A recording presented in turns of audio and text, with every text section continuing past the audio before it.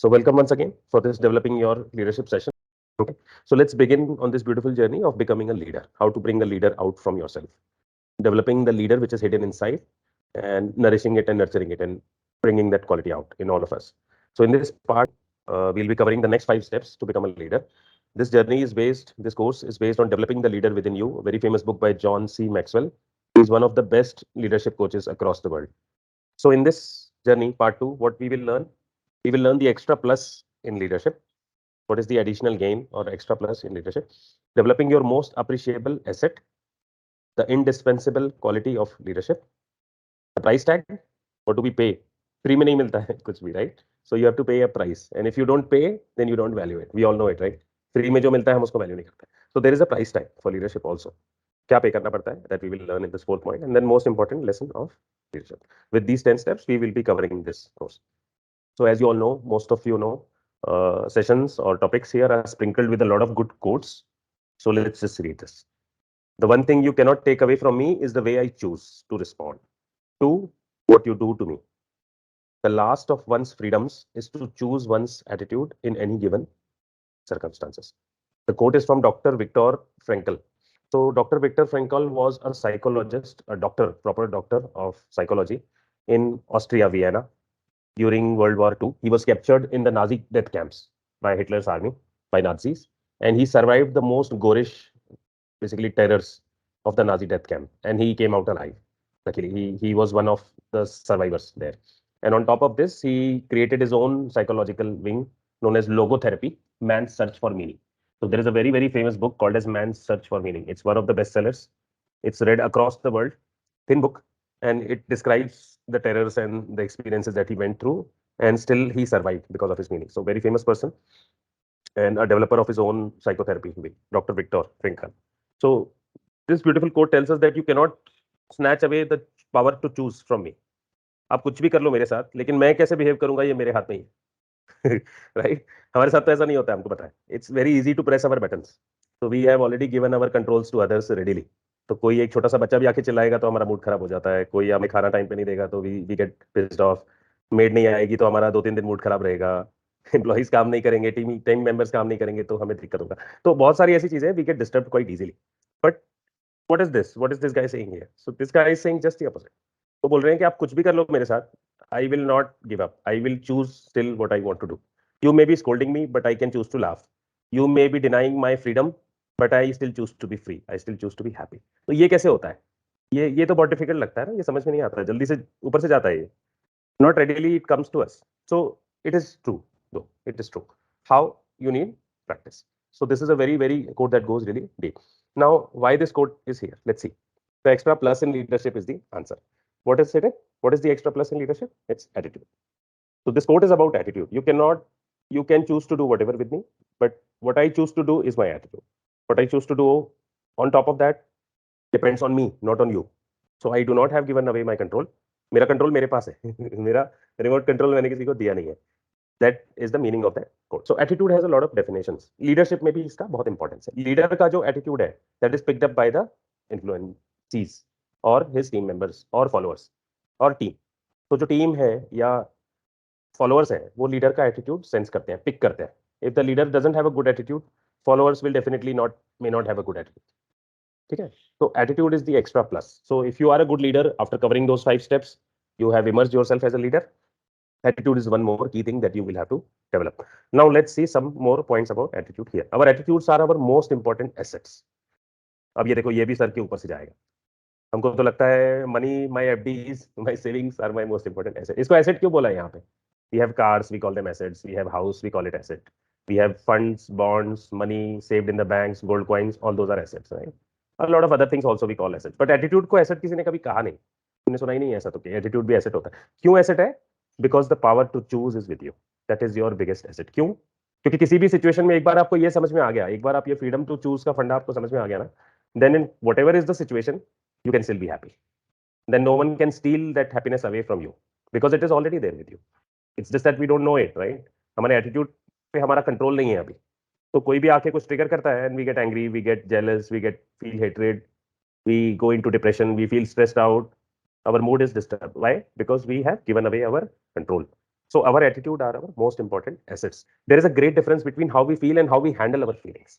अब ये भी देखो थोड़ा सा, let's go a little deeper in this, कि फ्रीडम टू चूज कैसे होता है. देखो हमारे फीलिंग्स होते हैं, हम सबके पास होते हैं, राइट. हम इमोशंस फील करते हैं, हम फीलिंग्स हमें फील होती हैं, हम गुस्से में आते हैं, हैप्पी हो जाते हैं, सैड हो जाते हैं, रोने लगते हैं, खुश होते हैं, राइट. एक्साइटमेंट होता है, सब कुछ होता है. तो there is a difference between जो फीलिंग आती है उसमें और उस फीलिंग के बाद हम उसको हैंडल कैसे करते हैं, उसमें एक डिफरेंस होता है. That is the power where we choose. तो फीलिंग तो आती है, लेकिन हम फीलिंग को गिव अवे कर देते हैं. सो द फीलिंग कम्स और वो रेंट वसूलती है हमसे, as sir she says in this language.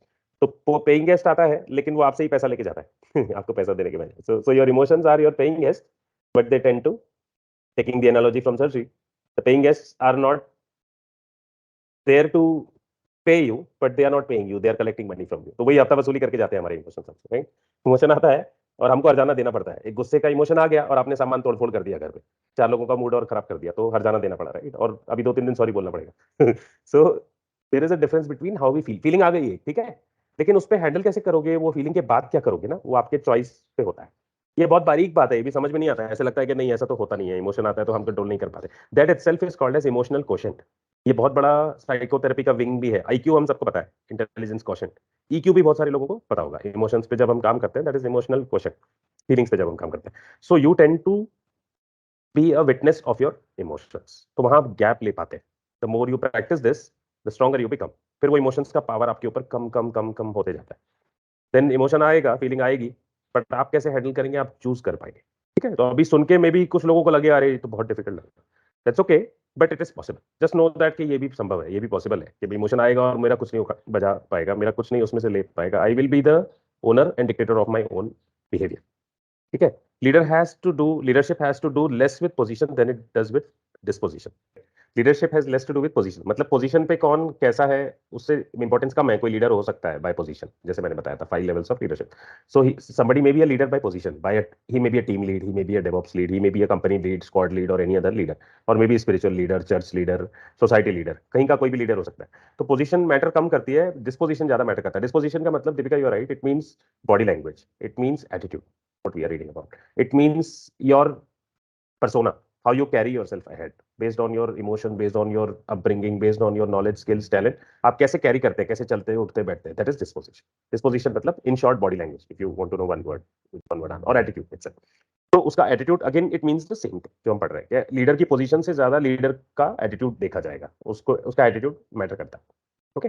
We can not function in a manner that we do not truly believe about ourselves. तो देखो एटीट्यूड कोई फेक नहीं करेगा. आप कोई इसमें बोलेगा अरे हम तो फेक कर लेंगे, तो फेक से नहीं होगा. क्योंकि देखो fake body does not lie. You can not lie with your attitude, you can not lie with your body language. आप मुंह से झूठ बोल सकते हैं, ठीक है, but the body gives away. And the subtle psychologist और the subtle readers of body language will know what you mean. तो आप मुंह से बोलेंगे हाँ, लेकिन अंदर बोल रहे हैं ना, तो वो समझ में आ जाएगा. The body will give away. आप ऊपर से बोल रहे हैं आई एम कॉन्फिडेंट, लेकिन अंदर से आप नर्वस फील कर रहे हैं स्टेज पे जाते हो या आंसर देते हो या सेशन लेते हो. Then people will know, some people will read that nervousness out of you. तो you can not function in a manner that you do not truly are. तो आप नर्वस हैं तो आप कॉन्फिडेंट एक्ट करके नहीं कर सकते. ठीक है. तो इसलिए एटीट्यूड इंप्रूव करना जरूरी है. थोड़ी देर फेक कर लोगे, but you will eventually be hot. So attitude is something that you will not be able to fake in your work day-to-day actions. You will have to work towards improving it. Let's see another beautiful quote here. Let's move on. Life is 10% what happens to me and 90% how I react to it. तो 10% चीजें होती है, 90% हम react करते हैं उसमें. तो उसी का बड़ा हो जाता है ना. छोटा सा कोई इंसिडेंट हो गया, हम पूरा दिन खराब करते हैं फिर उसमें. तो देखो, ट्राई टू अंडरस्टैंड, ये हमारा एटीट्यूड डिफाइन करता है ये चीज. तो इस तरह से हम जीते हैं. तो इस तरह से अगर हम जीते रहेंगे तो हमारे एटीट्यूड पे कंट्रोल कभी भी आएगा नहीं हमारा. अगर हम वो अचीव करना चाहते हैं, दैट वी लर्न कि there is a difference between how I feel and how I will handle my feelings. तो ये कंट्रोल आने के लिए आपको आपका एटीट्यूड कंट्रोल करना पड़ेगा. You will have to develop your emotional question.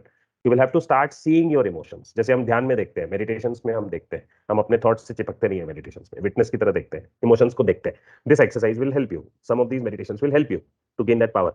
But overall you will need to understand कि एटीट्यूड का, डिस्पोजिशन का कंट्रोल मेरे हाथ में है. I do not choose to give it up, then I will not choose to give it up. मैं गुस्सा नहीं होऊंगा आज पूरा दिन, तो फिर कोई कितना भी गुस्सा आके दिलाए मुझे, मैं गुस्सा नहीं होऊंगा, राइट. आप ये डिसाइड कर सकते हैं. ऐसे छोटे छोटे इंटेंशंस ले सकते हैं कि आज, जैसे हम छोटा छोटा ले सकते हैं ना, कि आज 1 घंटे के लिए अभी मुझे पढ़ाई पे फोकस करना है, हम ऐसा लेते हैं ना. ये 2 घंटे के लिए मुझे कोड करना है. तो ऐसा हम अपने बिहेवियरल स्किल्स के लिए भी ले सकते हैं कि अभी 2 घंटे के लिए मैं डिस्ट्रैक्ट नहीं होऊंगा किसी से भी. अभी 2 घंटे के लिए मुझे कितना भी कोई डिस्ट्रैक्ट करेगा, गुस्सा गुस्सा दिलाएगा, मैं वरी नहीं करूंगा, एंगर में नहीं जाऊंगा. So these kind of little personal improvement exercises will take you a long way. ठीक है? So let's go ahead. Now let's see 6 steps to change attitude. अभी हम attitude के chapter पे हैं. There are like 5 chapters like this for today. We are on the first step, that is extra plus and leadership. तो कोई पूछेगा अब ये कैसे चेंज होता है एटीट्यूड, तो काफी सारे टिप्स तो मैंने बता दिया already, but let's see a couple of 6 R's you can remember. Look at this beautiful slide here. The person is stepping up from review, resolve, reframe, re-enter, repeat and renewal. तो ये 6 steps आप लिख सकते हैं, याद रख सकते हैं. They are given with an acronym like with R's so that they are easy to remember. Remember is another word with R, R-E. Perfect. So all of them start with R-E, just like remember. So remember these. Review का मतलब होता है review करना चीजों को, हमें पता है. हम जैसे हमने अभी ऑलरेडी डिस्कस किया कि आपके लाइफ में अभी क्या होता है और हम उस पर कितना रिएक्ट करते हैं. इसको रिव्यू करना भी शुरू करोगे तो समझ में आ जाएगा. अरे मैं राई का पहाड़ बना देता हूँ, है ना, मैं बहुत छोटी प्रॉब्लम को बहुत बड़ी बना देता हूँ. और कुछ चीजों में ऐसा नहीं है, not everything is like this.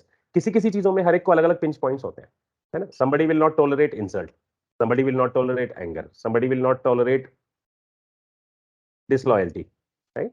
Somebody will not tolerate a lie, somebody will not tolerate shouting, right? तो अलग अलग पिंच पॉइंट्स हैं, हम सबके अलग अलग है. ये कोई सीधा सीधा फॉर्मूला नहीं है कि हाँ ये 4 चीजें टैली करो तो तुम्हारा हो जाएगा. Every one of us have come through different upbringing, every one of us have gone to different schools, have gone through different environments, right. And all of us here have different purposes in life. तो हम सबका अलग अलग pinch points है, trigger points है, blind spots है. तो आपको रिव्यू करना पड़ेगा. रिव्यू के लिए क्या करेंगे आप? ऑब्जर्व करेंगे खुद को, डायरी लिखेंगे, जर्नल रख सकते हैं. जिन सिचुएशंस में तो कम से कम ज्यादा बहुत टेंशन आता है, बहुत गड़बड़ होती है, उसको तो कम से कम रिव्यू करना शुरू करो कि ऐसा क्यों होता है भाई. ऐसा जब भी कुछ होता है मेरे साथ तो मैं पूरा इसमें मेरा खराब हो जाता है, क्यों? Start reviewing that. So review is that step. We'll not go into a lot detail of these, but let's quickly understand what each of these mean. Resolve मतलब डिसीजन लेना, इंटेंशन लेना. तो देखो रिजॉल्व का मतलब होता है I have resolved to take a fast today. हम फास्ट करते हैं, right. Girls do fast, boys fast करते हैं, इंटेंशंस लेते हैं. फास्ट लेते हैं मतलब गाड़ी फास्ट चलाते नहीं बोल रहा हूँ. फास्ट लेते हैं मतलब खाना नहीं खाते हैं, है ना. We take a break from food for lots of reasons and we do lots of other fast also. तो आप अदर टाइप्स के फास्ट ले सकते हैं. The idea is to resolve. If you don't want to improve in life, nobody can help you with that. तो आपको decision लेना पड़ेगा, आपको रिव्यू करना है, रिजोल्यूशन लेना है. रिजॉल्व से रिजोल्यूशन बनता है. हम न्यू ईयर रिजोल्यूशंस लेते हैं. So everyone can understand what resolve means. I have resolved to become a good person, I have resolved to become a leader. Then reframe. Reframe का क्या मतलब होता है? रीफ्रेम का मतलब होता है कि किसी ने आके कुछ कह दिया तो हमने पूरा सुना ही नहीं और हम बढ़ गए. अभी उसने आधा ही बोला और आपने उसको चीखना शुरू कर दिया. उसने एक ही शब्द बोला और आपने उसको भगा दिया. तो इसका मतलब क्या है? We are not listening at all. And जो सुन रहे हैं वो भी पूरा नहीं सुन रहे हैं, और जो सुन रहे हैं वो भी वही सुन रहे हैं जो हमको सुन रहा है. तो our brains are so powerful that we tend to see and hear what we actually just perceive.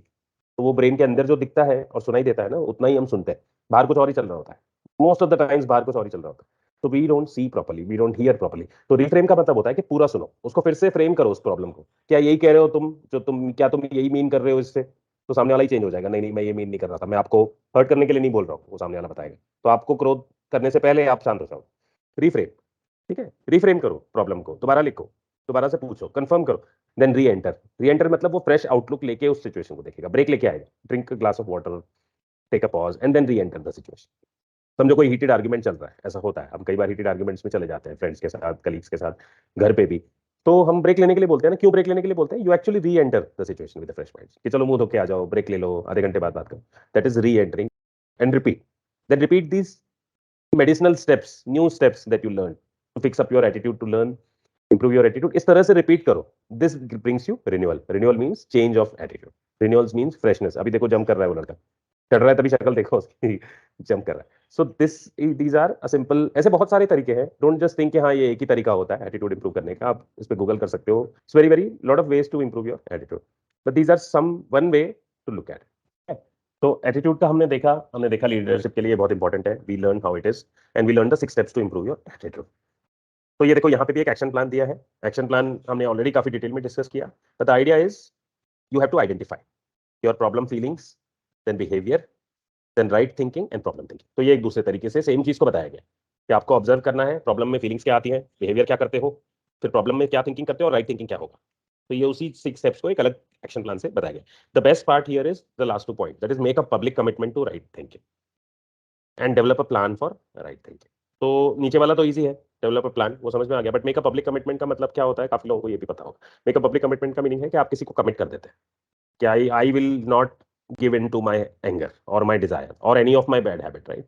जो भी चीज आप इंप्रूव कर रहे हैं उसके लिए आप एक पब्लिक शो करते हैं, एक public show in the sense public किसी को कमिट करते हैं। पब्लिक को शो करना ऐसा नहीं कि फेसबुक पे ही डालना है, but the idea is public commitment can be anything. It could be one good friend for you, it could be husband wife spouse, it could be sibling, brother sister friend son daughter, कुछ भी हो सकता है। आप commit करते हैं किसी को कि ये देखो मैं ये चीज इंप्रूव करने जा रहा हूँ और मुझे आपकी मदद चाहिए, आप मुझे बीच बीच में पूछते रहो, है ना, इसका मुझे रिमाइंडर देते रहो। तो इससे क्या होता है, जब हम कमिट करते हैं ना किसी को, then we have better chance of coming out as well. It means you are really committed. नहीं नहीं तो हमने अपने डायरी में अपने आप को बता दिया, खुद को ही कमिटमेंट दे दिया और फिर भूल गए शाम तक। राइट? तो ऐसे बहुत सारी चीजें हम कमिट करते हैं खुद को और फिर भूल जाते हैं। तो पब्लिक को बताने से क्या होता है कि वो बंदा पूछेगा आपको, वो बंदी पूछेगी, अरे क्या हुआ, तुमने ये स्टार्ट किया था, क्या हो गया, क्या हो गया? Then you will be feeling a little shame on your behaviour. So it's better, it becomes a better trigger for you to remember your commitment. ठीक है? तो पब्लिक कमिटमेंट एक इंपॉर्टेंट है इसमें, और एक डेवलप अ प्लान। प्लान इसलिए कहा क्योंकि हम सोच लेते हैं बस हो गया, बस सोच के कुछ नहीं होता है। तो आपको डायरी निकालना पड़ेगा, नोटपैड निकालना पड़ेगा, कंप्यूटर निकालना पड़ेगा, कुछ एक प्लान बनाना कि मैं क्या करूंगा। मुझे इससे निकलना है, मुझे जल्दी उठना है, तो मैं क्या करूंगा कल से, मेरा एक्शन प्लान क्या है। मुझे एंगर से निकलना है, मैं क्या, मेरा एक्शन प्लान